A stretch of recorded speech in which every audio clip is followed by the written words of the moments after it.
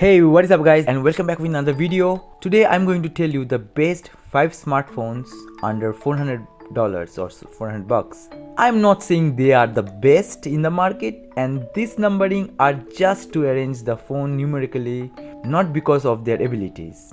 So number 1, I'm talking about the Poco F3. So Poco F3 has released on March 2020.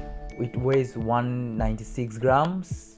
It does have the Gorilla Glass 5 in the front and also on the back, and with a plus frame. It does support dual nano SIM, and it does have the IP53, which is dust and splash protection, not a water protection. Keep that in mind. Now, the display, it has AMOLED screen with 120 Hz, HDR10 plus with 1300 nits. It is really bright. Now, the OS. Let's come to the OS. It does come with the Android 11 with MIUI 12.5.6 for the Poco actually, and Qualcomm Snapdragon 875G. So who used to play games on phones just like Call of Duty Mobile, PUBG, Free Fire, it will work absolutely fine. It is a beast on gaming. The CPU is octa-core and GPU Adreno 650. It doesn't comes with any SD card slot, so you cannot put any extra memories. It does comes with 128 GB with 6 GB RAM and or 8 GB RAM, or you can also upgrade. You can also get the 256 GB with 8 GB RAM also. Now it does comes with a triple camera. The main camera is 48 megapixel with f1.8 26mm. The other one is 8 megapixel with f2.2 ultra wide, and the macro, it also comes with a macro. It's 5 megapixel. So if you like macro photography, you can play with it. It is not the best, but you can survive with that. If it comes to the video purpose, it does take 4K at 30 frame and 180 up to 960 frame, and it does comes with gyro EIS. What is gyro EIS? Gyro EIS is the stabilizer, but I think it will not include the 4K. It only available for the 180, but you can stay with that because it does do slow motion at 960 fps. Now the selfie camera is absolutely amazing. It is 20 megapixel with f2.5 wide angle, HDR features, and the video, it does take 180 at 30 frame, which is absolutely fine. The loudspeaker is a stereo speakers with no headphone jack. It's a downgrade maybe. So it basically what you need on this budget. So it does comes with fingerprint sensors, whatever, gyro, compass. I am not going to details on that. You can find, if you want to get this phone, you can find a lot of reviews on the other channels. And let me inform you the battery. Yes, 4520 milliampere, and it does includes a fast charging with 33 watts, which is approximately 53 to 54 minutes 100%. And the price depends on your country. Over here I used to get this around 320 bucks maybe. So for me, I think it's pretty good features for a 300 bucks or 400 buck phone. Alright, the next phone I am talking about, the OnePlus Nord 2. We all know that OnePlus has played a big role in the smartphone world. Even a lot of you guys also are using the OnePlus brand, and you are absolutely fine with the brand. So it is one of the best phone in the market. So now OnePlus also released the OnePlus Nord 2, which released also on July 28. Let me tell you the body, it weighs 189 grams, just like the Poco F3. It does have the Gorilla Glass 5 in the front and in the back, and also plastic frame with dual SIM or nano semi. Now the display, it has a fluid AMOLED.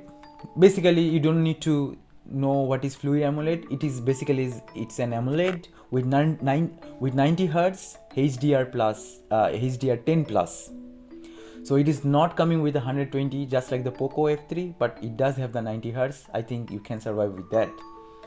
The resolution is the same just like Poco, but it does have the 409 ppi density, a little bit better than the Poco F3. And just like the Poco, it does have the Android 11 with Oxygen OS 11.3. Now the chipset, I'm not a big fan of the MediaTek. I think this MediaTek MT6893 Dimensity with 1200 5G, basically MediaTek 1200 5G, is not that bad.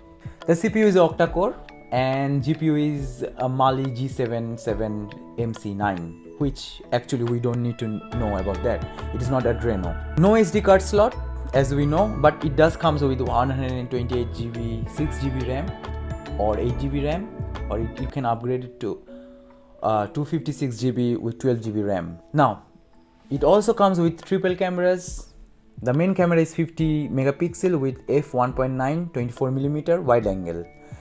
The ultra wide comes with 8 megapixel f2.3, and the monochrome, they used to say the monochrome, maybe I have no idea what is that, but it's like it comes with 2 megapixel f2.4. so if you know about the monochrome, please let me know. I only know monochrome is black and white, but come on, black and white, what is that? Maybe it's macro, I don't know, but they didn't mention it is macro, so you know better. You can search on YouTube other channels to know about what is monochrome. And also it does 4K 30 frame and also 180 up to 240 FPS, not like the Poco F3 which does 960 FPS, but it does 240 FPS, and it does have stabilizer only available for the 180p. Now the selfie camera single is a bit better than the Poco. It does comes with 32 megapixel with 8.5 auto HDR and does take video at 180p 30 fps, and it does have stabilizer too. So no headphone jack. Voila, that's a downgrade also if you like headphone jack for the gaming. I'm not sure about the gaming in this phone, but I think you can also play some low graphics or some lightweight games, whatever you can say. It does have the GPS, NFC, whatever you know. Sensor also comes with fingerprints under display, optical also, and proximity guide or proximity compass, whatever you can say.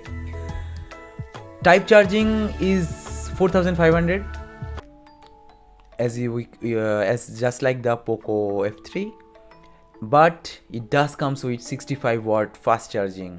So basically it will charge. They used to I mean OnePlus claimed that it will charge 100% within 30 minutes, and the price is depends on your country. Here we can get it 393 euros or 395 euros, so it's almost 400 bucks, but it is not 400, it's under 400.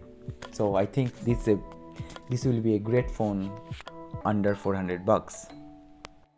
Now the next phone, many of you haven't known about this this brand maybe, but I hope in India a lot of you know about this phone. If any Indian is watching my channel, I know you are really familiar to this brand. It's a Realme GT Neo 2. So why I choose this brand? Because it's a low budget, really great phone, and I think it will be worthy to compete with the other brands. So now the Realme GT Neo 2. The name is a bit big. It launches on September 2022 or 28 maybe. The weight is 199.8 grams with also supporting dual SIM cards. Display is AMOLED 120 Hz HDR10 plus with 1300 nits peak. It's really bright. Resolution with 180 and into 2400 pixel, just like the other one, with 20:9 ratio. The OS is also coming with the Android 11 and the Realme UI is 2.0.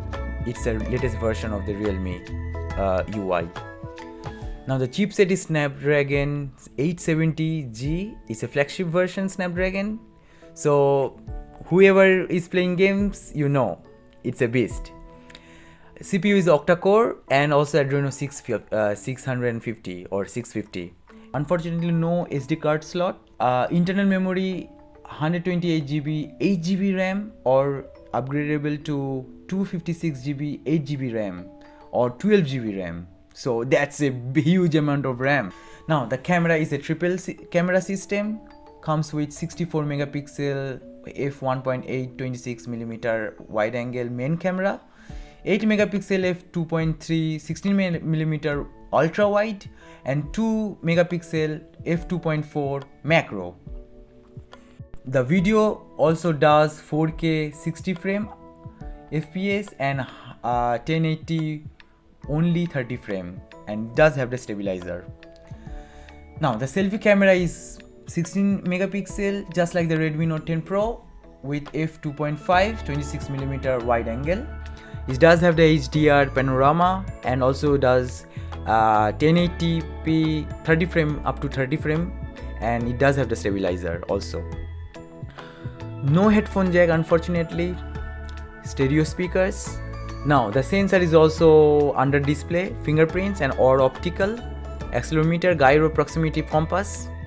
Battery is lithium 5000 mAh with a fast charging of 65 watts. Now the price, here I checked it, the price is a bit upper than the $400, but you can say it is a $400 phone. Now the next phone which I am right now using is the Xiaomi Redmi Note 10 Pro.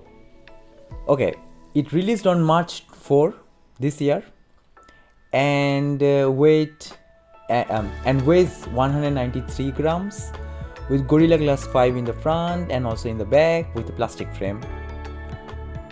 Also dual SIM, includes nano SIM and the dual standby with IP53 and splash protection. The display also comes with AMOLED 120Hz with HDR10 only, not the plus, with 450 nits. And the peak is 1200 nits peaks, which is absolutely awesome. Now the resolution is 180 into 2400 pixels, which is the same as the Poco or the Nord, with 20:9 ratio. The OS also comes with Android 11, MIUI 12, but it is upgradable. And chipset is Qualcomm Snapdragon 732G, which is not the flagship version, but I don't play games. If you don't play games, or if you also play games, it works absolutely fine. With you can also deal with the high FPS if you want to play the Call of Duty or Free Fire or PUBG. You can also play with that frame rates. Now the CPU is octa-core and Adreno 618. It does include the micro SD. Now the special thing in this phone is the camera. It does have the 108 megapixel with f1.9 26mm wide angle and 8 megapixel f2.2 ultra wide, 5 megapixel f2.4 macro, and 2 megapixel f2.4 depth. Depth is like more, you can it's like the portrait mode. So when you take a photo on a portrait mode, it will blur it out. The AI will blur it out behind yourself, so to focus on your face. Basically it's a depth camera. On the video it does 4K 30 frame and 1080 with up to 60 frame. The selfie camera, it's only 16 megapixel f2.5 wide angle, features panorama. You can also do those stuffs, panorama stuffs, and 180p 30 frame and 720p 120 fps, which I don't need to do this. It does have the headphone jack, which is a plus point on this phone, And yeah, it does have GPS, Bluetooth 5.1, NFC, and the sensors: fingerprint sensor, side mounts, accelerometer, gyro, compass, virtual proximity sensing, which you don't need to know because you just need to know that it does have the fingerprint sensor. Battery is absolutely a beast. Battery is 5020 milliampere, so it really lasts long. You can use whole day with a single charge. Fast charging also, 33 watts. It's Xiaomi is to claim within 30 minutes it goes up to 59%, but I can ensure you I got like more or less 40 minutes to get 100%, so I think it's okay for me. So my last phone is a Google Pixel 4a. You may have thinking, why have I have chosen the Google Pixel 4a and it already released 1 year before. Alright guys, we all know about the Google phone. We all know about the Pixel phones. They are a camera based phone. So I choose this phone under you may get under $400, but it also depends on your country. Over here it passed $400. It is over here it crosses the $400 budget, but I think whoever doesn't like the Chinese brands, I think the Pixel is the only brand you can get within this price range. So that's why I choose this phone. And we all know the Pixel is a stock Android, and whoever likes the stock Android thing with no additional UI, just like the Redmi phones, the Xiaomi phones, or other phones. So the Pixel will be the best choice under the $400 or $400 phone. Now it announced on August 3, 2020, year before. It weighs 143 grams. It does have the Gorilla Glass 3 in the front, plastic bag and plastic frame. Nano SIM, no dual SIM, but I think it's a nano SIM. The display is OLED HDR, 5.81 inches, resolution with 180 and resolution with 180 into 2300-400 pixels with 19:9 ratio. It does support always on display, and it comes with the Android 10 upgradable to Android 12. It does comes with the Snapdragon 730G, so it is okay for the gaming. Not the flagship version, but it's fine. Octa-core and the Adreno 618, just like the Redmi Note 10 Pro version. Now, no SD card slot, but it has the internal with 128GB, 6GB RAM. It's the only version you can get. Now, let's come to the camera. Okay, I already mentioned Pixel is a more camera-based phone. It does have the single camera with 12.2 megapixel with f1.7 27mm wide angle, and that's it. Video is not that great on the Pixel phones, but it's okay. It does 4K 30 frame, 180p with up to 120 fps with gyro EIS, but only available for the.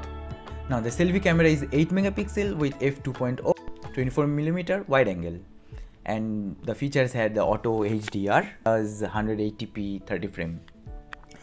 It does have the headphone jack and also the loudspeaker stereo speakers. NFC supported, GPS supported, Bluetooth 5.0. You don't need to know about that. You can check the other one as I told you. It does have the sensors, fingerprints, rear mounted, accelerometer, gyro, proximity, compass, barometers. Now, if it comes to battery, it is not that great on the battery purpose, but you can deal with it. Like 3140 milliampere, fast charging with only 18 watts, which is not that great like the other phones, but it's okay. Price over here where I live, it's really highly budget phone, but maybe it will decrease, but in dollars it's like only $349 or $350 you can get on dollars. So it also depends on your country. So Guys, that is all for today. If you like my video or if you have any questions, please do comments on the comment section. I will try to reach you out and let me know. These are my choices, but I'm not telling you that you have to buy these stuffs. They are the best. No, not at all. If you have the budget, you can go for the higher brand, more premium versions. But if you don't have the budget, please, you don't need to get this one. But or if you have if you are thinking to buy under this budget, you can go with any of these phones. They are absolutely good. So if you give the subs on my channel, it will really helps me out. And until then, bye, take care, see you on the next video. Peace.